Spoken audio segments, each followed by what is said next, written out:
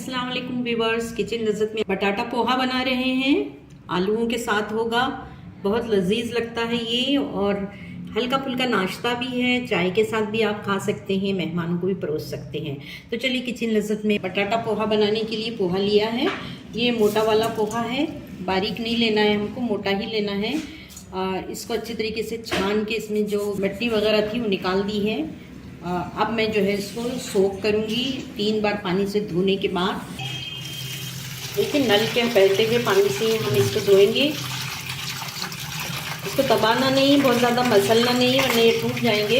हल्के हाथ से ही करिए। 3 पानी निकालेंगे हम इसका और इसको हम एक छलनी में डाल के रखेंगे ताकि इसमें का एक्सेस पानी जो है वो निकल जाए। पोहे को हमने धोकर सोक करने के लिए रख दिया है, तो वो जब तक के फूल जाएगा हम यहाँ पर उसका अगला प्रोसेस करते हैं।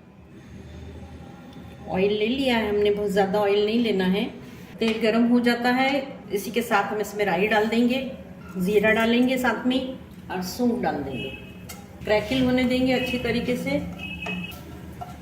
और इसके साथ ही यहाँ पर जो है कड़ी पत्ते को शामिल करेंगे। 2 कांदे लिए हैं, आप चाहें तो ज़्यादा भी ले सकते हैं। इसको हम इसमें शामिल करेंगे। 1/2 टीस्पून से कम हम इसमें टर्मरिक डालेंगे, 1/2 टीस्पून जीरा डालेंगे पिसा हुआ, 1/2 टीस्पून धनिया डालेंगे और सॉल्ट शामिल करेंगे। मसाला अच्छी तरीके से भूनेंगे। यहाँ पर जो है मैं पोटैटो शामिल करूँगी, जिसको कि मैंने बारीक बारीक काट लिया है, बहुत बड़े नहीं रखना है। कुछ लोग बॉइल्ड भी डालते हैं, लेकिन ये जो है कच्चे भी इसमें हो जाते हैं। छोटे पीसेस काटे हैं तो ये जल्दी से हो जाएंगे। तो चलिए इसमें हम शामिल करते हैं। मैंने यहाँ काटने के बाद पानी में रखा है ताकि काले ना पड़ने जाए।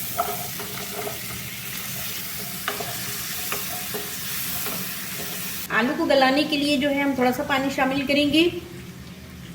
बहुत ज़्यादा पानी भी नहीं डालना है हमें, सिर्फ इसको गलाना है, मैश नहीं करना है। ढाँप कर हमने इसको रख दिया है ताकि ये अच्छी तरीके से गल जाए आलू। फिर हम इसको देखते हैं। देखिए ये आलू अच्छी तरीके से गल गए हैं इसमें, और हम इसमें पोहा शामिल करते हैं। पोहा भी अच्छी तरीके से फूल चुका है। अच्छी तरीके से इसमें हम मिक्स कर लेंगे। थोड़ा सा हम इसमें पानी डालेंगे, छींटा मारेंगे पानी का, बहुत ज़्यादा पानी नहीं डालना है। साथ ही जो है हम इसमें नींबू का रस डालेंगे 1 चमचा और इसको भाप के ऊपर रख देंगे लो फ्लेम पर। 1 मिनट के लिए हम इसको ढाँप देंगे, लो फ्लेम कर देंगे बिल्कुल।